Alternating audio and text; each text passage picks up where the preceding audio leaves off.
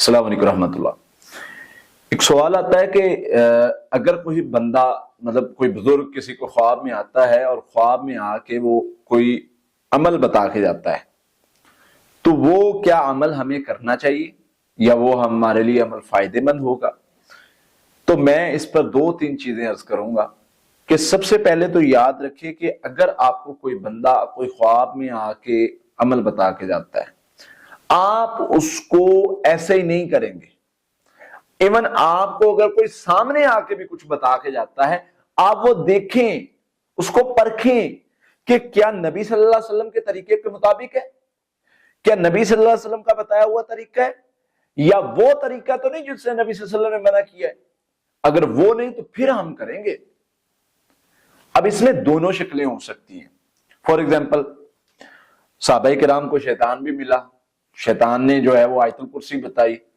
اب صحابہ نے وہ اس وقت تک پڑھنی نہیں شروع کی جب تک اللہ کے نبی صلی اللہ علیہ وسلم سے تصدیق نہیں کروا لی کہ حضور یہ بتا کے گیا ہے۔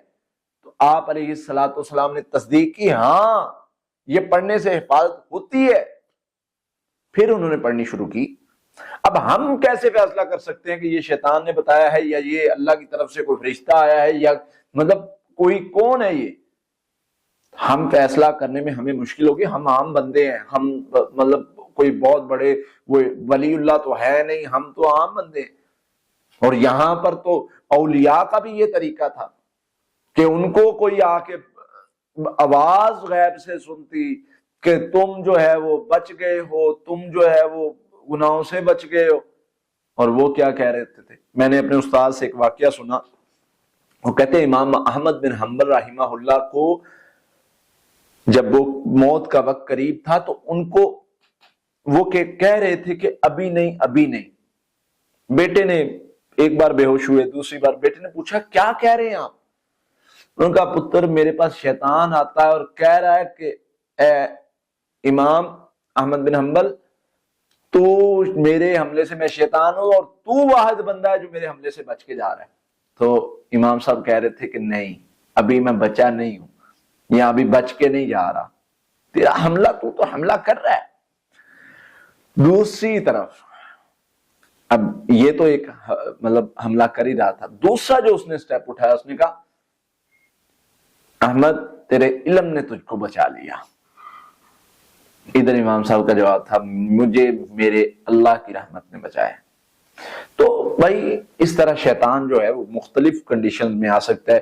اب حضرت ابراہیم علیہ السلام کی بیوی کے پاس آتا ہے اور بزرگ کی شکل میں آ کے کہتا ہے کہ دیکھو تمہارے بیٹے کو جو ہے وہ اللہ کی راہ میں قربان کرنے لگا ہے، ذبح کرنے لگا ہے۔ اسی طرح کبھی کسی کے پاس جاتا ہے، کبھی کسی کے پاس۔ تو شیطان ہمیں گمراہ کرنے کے لیے، کسی ایسے ٹریک پر لگانے کے لیے وہ کوئی بسا اوقات اچھی بات بتا کے ہمیں وہ کرنے کی کوشش کرتا ہے۔ تو لہٰذا آپ کو کوئی وظیفہ نظر آئے، آپ کو کچھ بھی نظر آئے، آپ نے اپنی ڈائریکشن نہیں چھوڑنی۔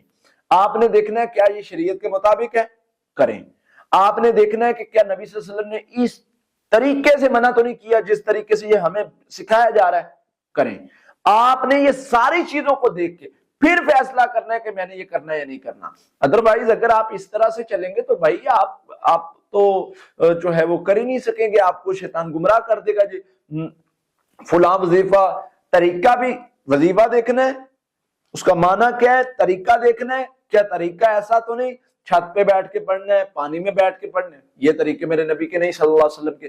تو نہ وہ طریقہ غیر ہو، نہ وہ وظیفہ غیر ہو، اس کا معنی اور مقصد کیا ہو، مقصد اللہ کی اطاعت، رسول اللہ صلی اللہ علیہ وسلم کی اطاعت، اللہ کے حکم کی فرما برداری ہو، پھر جا کے وہ وظیفہ فائدہ مند ہوتا ہے۔ ادروائز اگر ادھر ادھر سے آپ دیکھ کے اور کہیں بھی کوئی بھی جو ہے وہ کر کے کریں گے تو شیطان ضرور آپ کو دھوکہ دے گا۔ میں نے بہت سارے ایسے لوگوں کو دیکھا ہے، جنات کہتے ہیں ہم آپ کے مسخر ہو جائیں گے، ایسے ہو جائیں گے، ویسے ہو جائیں گے، یہ وظیفہ کر لو، وہ وظیفہ کر لو، اور وہ بجائے اس کے کہ اللہ کی جو ہے وہ خوشنودی حاصل کرنے کے لیے کرے، وہ جنوں کو راضی کرنے کے لیے کرتا ہے، جس کا نتیجہ کوئی اچھا نہیں نکلتا۔ اس لیے وہ وظیفہ وہ کرنا ہے جو اللہ کے رسول نے بتایا صلی اللہ علیہ وسلم نے۔ ہاں اگر کوئی خواب میں اچھا وظیفہ نظر آتا ہے، اللہ کی طرف سے کوئی میسج آتا ہے، آپ وہ کر سکتے ہیں، اس میں خیر ہے، لیکن دیکھنا ہے کیا نبی صلی اللہ علیہ وسلم کا بتایا ہوا طریقہ ہے، اور کیا وہ طریقہ نبی صلی اللہ علیہ وسلم کا ہی ہے تو پھر ہم کریں گے، ادروائز ادھر ادھر کا کوئی ہوگا